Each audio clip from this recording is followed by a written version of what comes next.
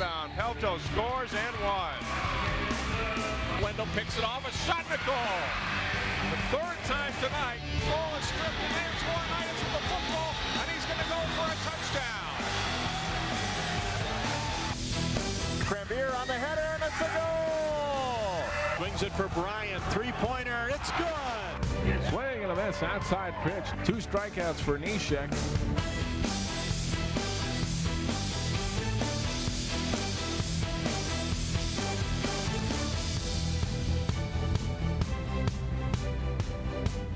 Welcome to the 2020 CCX Sports Hall of Fame show. This is the 17th year that we've honored athletes and coaches who made their marks in athletics here in the Northwest Suburbs. Today we add 4 more, bringing our total to 68. Things being what they are in 2020, 3 of our 4 interviews this year were conducted via Zoom. That allowed us to reach from California to Arizona to Iowa, and we're excited to bring you their stories. It's a great Hall of Fame class this year. Let's get started with one of the state's best high school football players this century, and his career on the gridiron continues in 2020. He was one of several great athletes to come out of the Wayzata football program in the first decade of the 2000s. Throwing screen pass, it's Tarpley. We welcome 2010 Wayzata High School graduate A.J. Tarpley into the CCX Sports Hall of Fame. As a junior in the fall of 2008, A.J. had the chance to play with his older brother Matt as part of Wayzata's state championship team. Trojans fielded another great team in 2009, and A.J. was a force on both sides of the ball, at linebacker and tight end. He was first team All-State as a senior. 40-yard line, 30, Tarpley. A.J. was named Star Tribune Metro Player of the Year and Gatorade Minnesota Player of the Year, finishing with 85 tackles on defense, 15 of them for loss, plus 6 touchdown catches on offense. Touchdown, A.J. Tarpley. Very blessed to consider myself to be able to go there, not just as an athlete, but as a student. Still have friends to this day that I grew up with, whether it be elementary school, middle school, high school. But, you know, it's the people that I remember, the friendships I've made, the lessons I've learned, and obviously getting to be part of what I would say is one of the only quote-unquote football schools in Minnesota. His ball skills and how he caught the ball and just kind of his knack. Like he was the ultimate guy. If you have a gym class, you want to pick him because he could do pretty much all skills that were needed in football. Or he just a really, really good athlete. A couple of months after a state quarterfinal loss to Eden Prairie, Tarpley signed his national letter of intent to play college football at Stanford University. I mean, coming out of Wayzata, I think I had 2 offers, Central Florida and Stanford, my junior year, and I committed, I think it was the spring of my junior year, but Stanford, every year I grow older, the more appreciative I am to have gone there. You know, obviously the school and the university and the degree carries a lot of weight, but it's truly the people, you know, just as I mentioned at Wayzata, the best friends I have from Stanford, the relationships I have, some of the teachers, some of the coaches, everything about it was awesome. After redshirting his freshman year, Tarpley became a starter early in his first season of play at Stanford and remembers it well. You know, we had the showdowns with Oregon and USC and Washington, Notre Dame, obviously, year in, year out. So the experiences were amazing. The first kind of mind-blowing or welcome to college football one was when we played at the Coliseum. Because I redshirted my first year, so I think it was game 4 or 5 my second year, and I was starting in front of, you know, however many people fit in the Coliseum, and the college game day was there.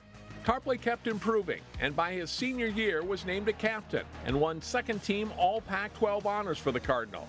Tarpley had dreams of playing in the National Football League, and though he went undrafted, he signed with Buffalo. The only undrafted free agent to make the Bills roster in 2015, Tarpley played in 14 games, starting 2 and intercepting 2 passes. I was very blessed to play for Rex, and that was part of the reason that myself and my agent tried to be in Buffalo, is because the defense we ran at Stanford was brought there by Vic Fangio, the coach of the Denver Broncos now, but it all stems from the same 3-4 Dick LeBeau defense back in the day. But shortly after the season, A.J. retired from football, citing health concerns following his 3rd and 4th career concussions suffered that fall. He then moved to New York City and lived with his brother Matt, who was already working on Wall Street. A.J. worked in bond sales for Bank of America Merrill Lynch. Long hours and hard work, but a great job and a life in the big city. I was living on 34th Street, in between 1st and 2nd Avenue, and then working at Bank of America Tower on 42nd and 6th, a block away from Times Square. So right in the thick of it all. It was, way different for me. I'd never lived in a city before, let alone somewhere like Manhattan. But I loved it. But football was never far from his mind. And less than 3 years later, he returned to the field and played for the San Diego Fleet in the short-lived Alliance of American Football. A.J.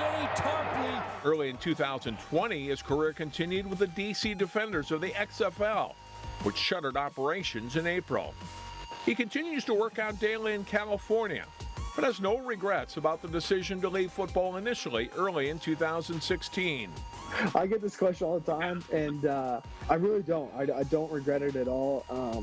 I think there's some bias in there in how how the last 4 years have turned out. The job I was lucky enough to work for, Bank of America Lynch, the people that I got to know there, the stuff that I learned, playing for the AAF, playing for the XFL, coming back to Stanford. So it's hard for me to say I regret it. Because at the time, it was, I had second thoughts, and so it was bottom line that I didn't want to play. The 28-year-old Tarpley knows the football clock is ticking as he aims for a return to the NFL. I would say that through the end of this year, through 2020, I think is going to be, the writing's going to be on the wall for whether or not I get another shot. Because, I do think I put the tape out there that I need to put out. So it's one of those things where you're either going to get your shot or you're not. But I'm okay with that. For the players and coaches who remember his days at Wayzata High School, they know whatever he does in life, A.J. Tarpley will remain the same person. You can talk to him about kind of some deep issues because A.J. will keep it close to the vest. What I've always valued about him is he's just a good kid that understands kind of what it means to be a friend. A.J. says he saved enough money from both his Wall Street job and his one season in the NFL to not have to work right now while he focuses on a return to the league. He credits great coaches in his development along the way, Brian Johnson and Matt Lombardi at Wayzata, Vic Fangio at Stanford, and Rex Ryan in Buffalo. Congratulations to A.J. Tarpley, the 65th member of our Hall of Fame. We honor a talented basketball player who grew into one of the area's all-time greats while playing for Osseo.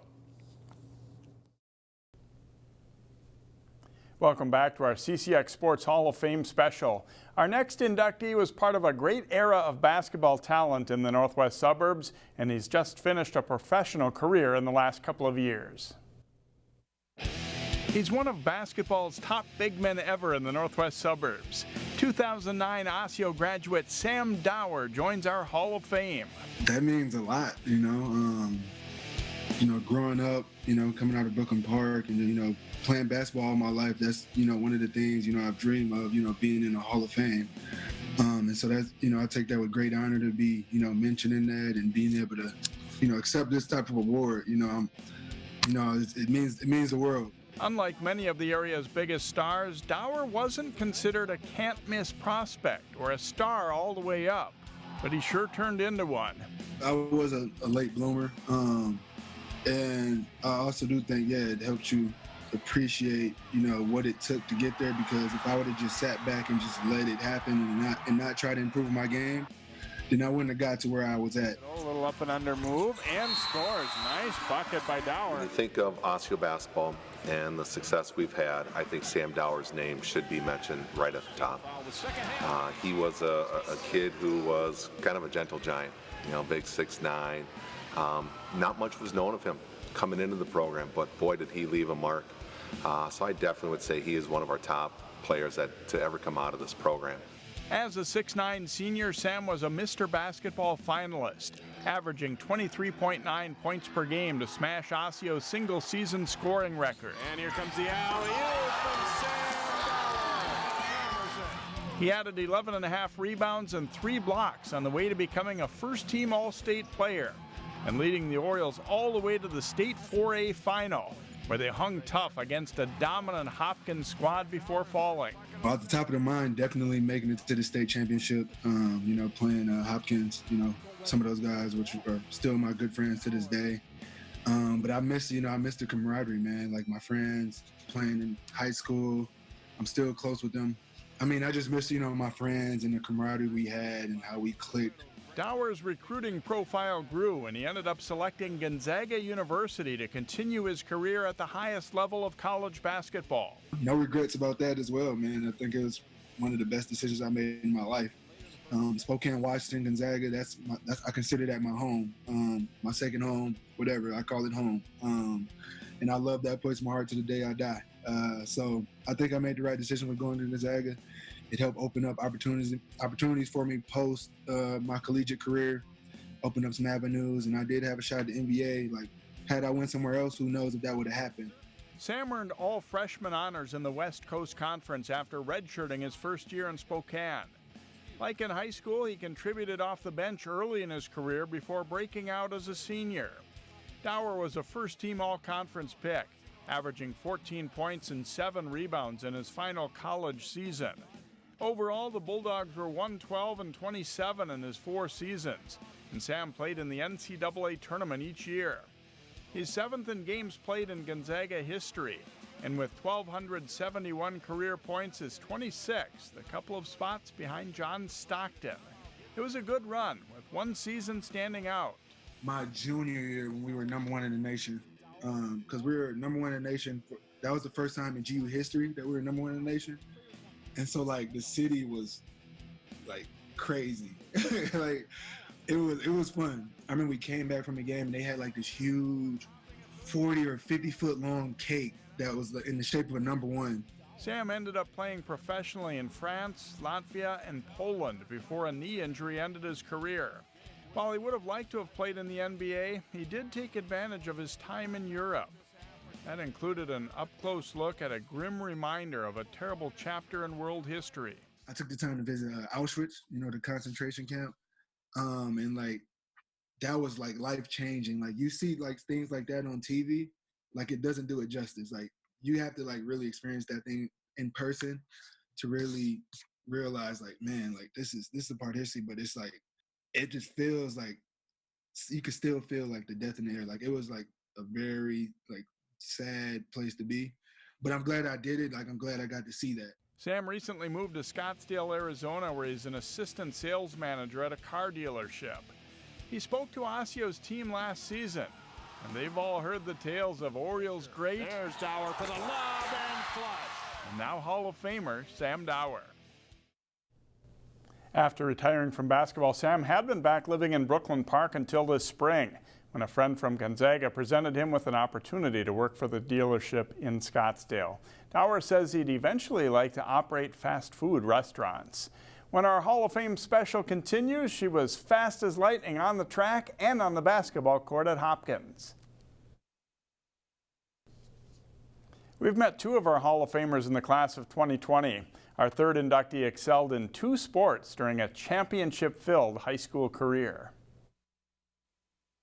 She is a multiple-time state champion in 2 sports and one of the premier track stars ever in the Northwest Suburbs. We welcome 2013 Hopkins graduate Taylor Anderson to our Hall of Fame. Me, my parents, my community, they put a lot into me, not only just track, but just in general as a person. So being inducted to the Hall of Fame is just another stepping stone for me, especially since I'm continued as a pro runner. So it's just good to come back home, Minnesota, it's a great place, so. While she excelled on the basketball court too, more on that in a moment, Anderson's exploits as a sprinter for the Hopkins track team make her Hall of Fame worthy on their own. That includes 2 state team titles in her freshman and sophomore years. Hopkins is, we took the, track to another level because we're known as a basketball school. So with us beating, becoming state champions twice in track, it's just kind of changed the dynamic at the school. Individually, let's just say Taylor was a regular visitor to the medal stand at the state meet. She won back-to-back state titles in the 100 meters in her junior and senior seasons after placing 3rd and 2nd in 9th and 10th grades. She was runner-up twice and 4th once in the 200. And Taylor was part of 4 state champion relay teams, 3 times in the 4x100 and once in the 4x200, with her 4x100 team setting state records in her junior and senior seasons. And oh, by the way, her time of 11.71 in the 100 meters as a junior still stands as the state meet record. Probably her best day of high school track. Definitely my biggest day. You know, junior year is very big on recruiting for colleges and everything. And me and my mom made a deal before the race. You know, if I run fast, I get a car. So I ran fast, I got a car. So I got to drive around senior year, had a car. It was great. So that's, you know, that's good perseverance right there. And me and her make bets every once in a while. Kind of gives me a little push. Here comes Anderson, this track speedster, layup good and one. As a basketball player, Brooklyn Park native Anderson put her speed to good use.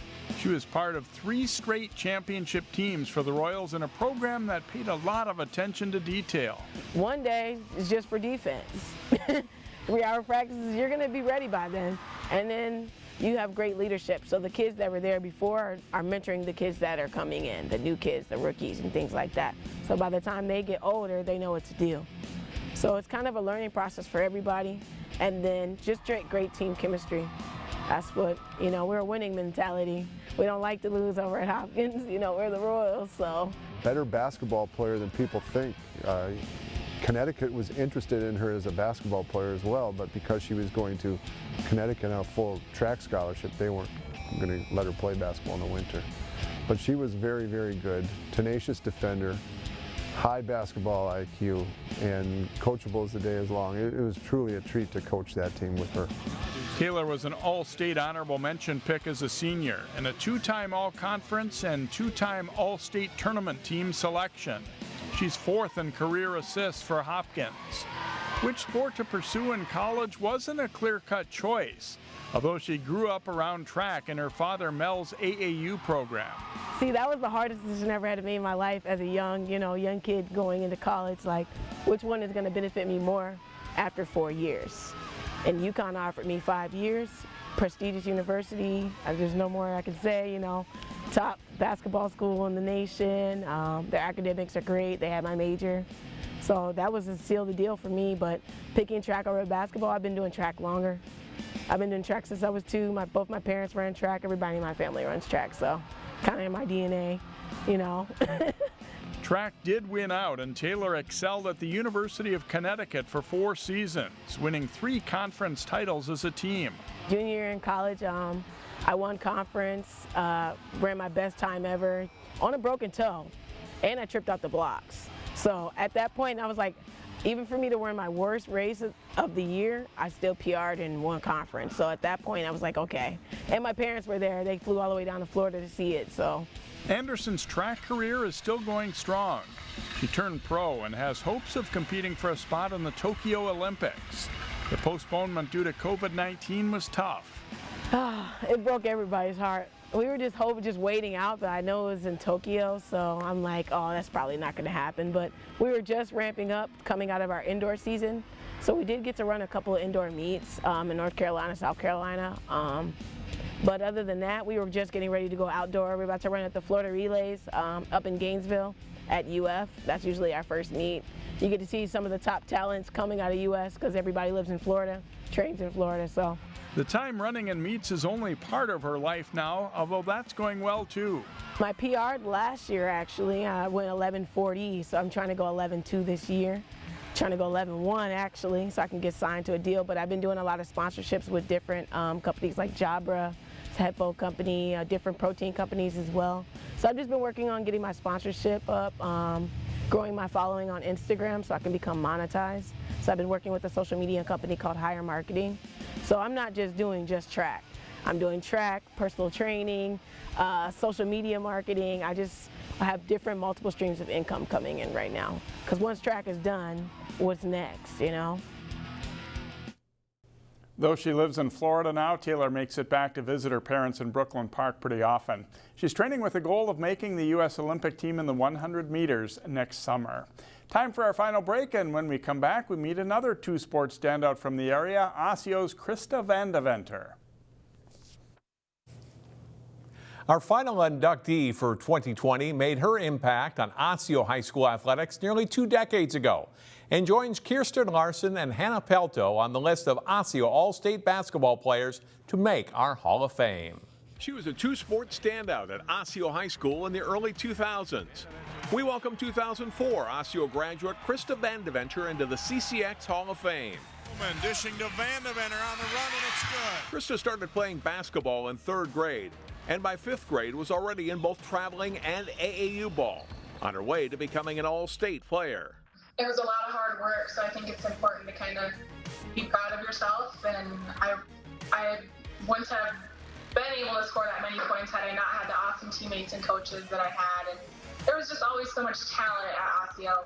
A 4-year starter in basketball at Osseo, Christina was convinced in her freshman year to give volleyball a try. VanDeVenter to Mitchell, and she credits talented teammates and patient coaches for her rapid development in the sport. I had never touched a volleyball or had planned on ever playing volleyball until my freshman year. Just one of the most athletic kids that have come through here. She's a coachable kid. She's super athletic. Her feet were great. Her hands were great. We even had her set the ball. VanDeVenter played 3 years on varsity, winning all-conference honors twice, and was part of a section-winning team in the fall of 2001.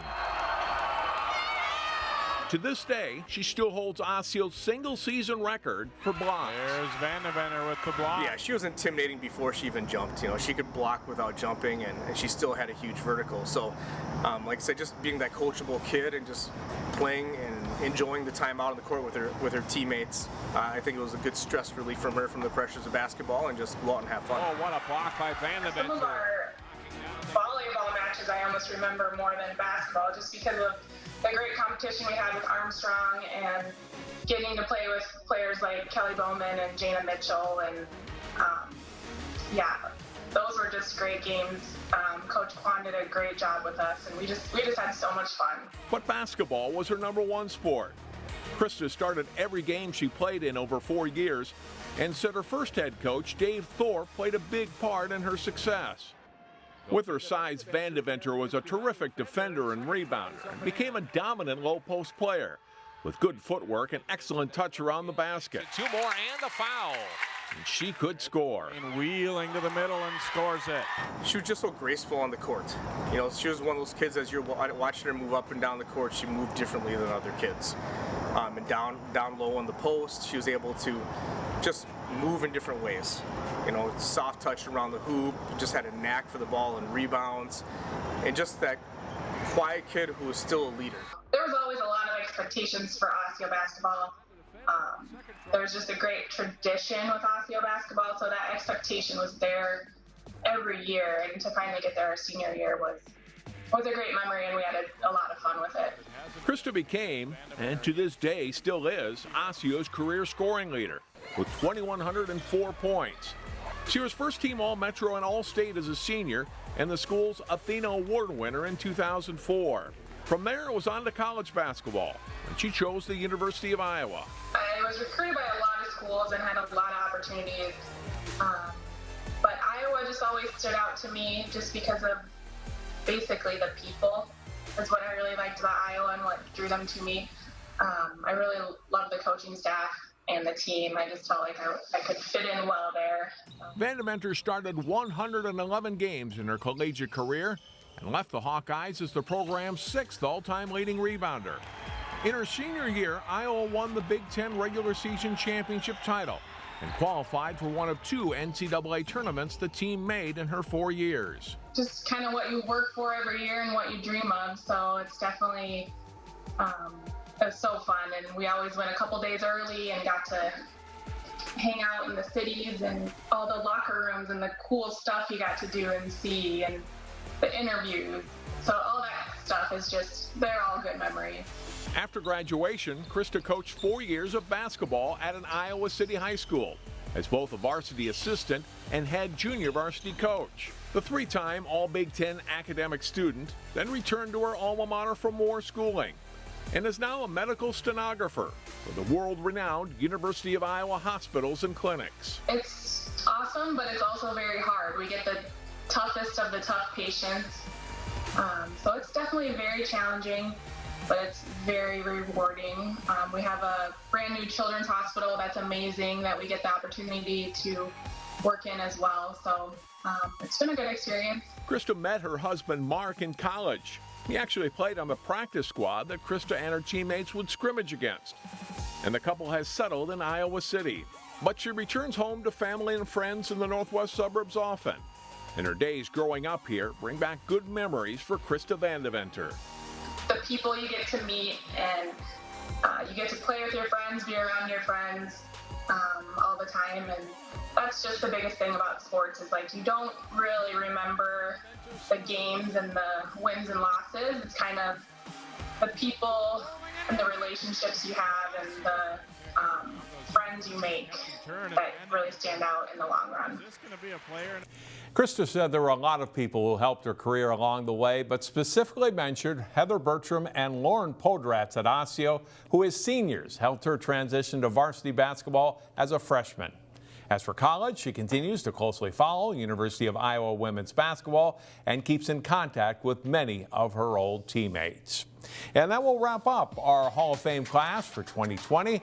Great to catch up with them, even if we couldn't be face-to-face with Krista, Sam, and A.J. A little different year for them, but we appreciate their help and contacting us from their current homes.